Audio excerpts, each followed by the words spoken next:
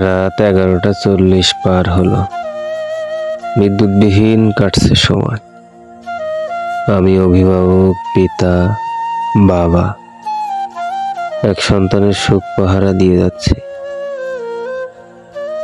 ঘন্টা পার হলো, পাখা হাতে শীতল বাতাস ঢেলে দিচ্ছি সন্তানের দেহে, যেন সে প্রশান্তির ঘুমে রাত পোহাতে পারে।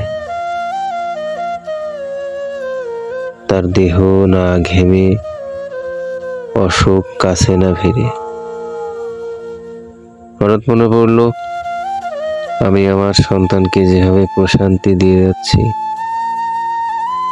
আমার ঘুম নষ্ট করে আমার মা দিয়েছে এমন ভালোবাসা না জানি কত কষ্ট সয়ে। অদ্ভুত, আপনি তখনই ঠিক বাবা মায়ের প্রতিদান সম্পর্কে সঠিক জ্ঞান অর্জন করতে পারবেন যখন আপনি বাবা হবেন, মা হবেন।